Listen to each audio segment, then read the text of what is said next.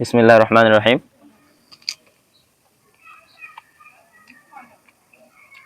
আলহামদুলিল্লাহ। আসসালামু আলাইকুম। আমি এখন একটা ঔষধি গাছের পাশে বসে আছি, আর এটা হচ্ছে আমার বাড়ির আঙিনায় লাগানো।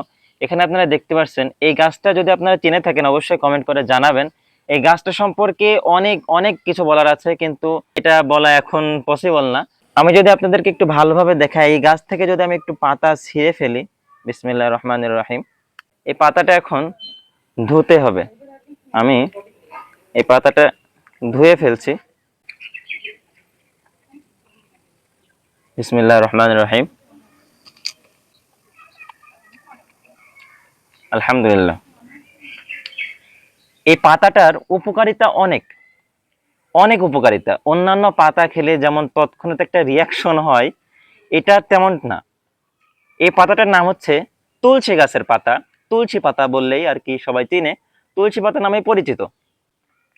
তো এই পাতার প্রথমত কারণ, যেটা আমাদের গ্রাম অঞ্চলে সবচাইতে বেশি কার্যকর এবং সবচাইতে বেশি প্রচলিত আছে, যেটার কারণে সেটা হচ্ছে যখন মানুষের সর্দি কাশি হয় তখন এই তুলসী পাতা খেলে এই রোগটা কেমন জানি দ্রুতই সেরে যায়। আল্লাহ তাআলার অশেষ মেহেরবানিতে এই তুলসী গাছের পাতার ওসিলাতে কেমন জানি দ্রুতই এই কাশি সর্দি এটা তাড়াতাড়ি সেরে যায়।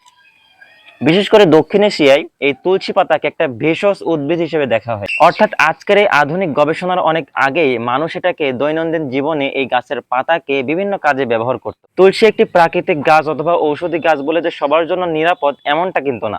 বিশেষ করে আপনি যদি নিয়মিত কোনো ওষুধ খেয়ে থাকেন অথবা গর্ভবতী হন অথবা কোনো দীর্ঘমেয়াদী রোগে ভুগে থাকেন, আপনি চাচ্ছেন তুলসীর নির্যাস বা সাপ্লিমেন্ট অনেক বেশি পরিমাণে ব্যবহার করতে, আমার মনে হয় আগে চিকিৎসকের পরামর্শ নেওয়াটাই ভালো হবে।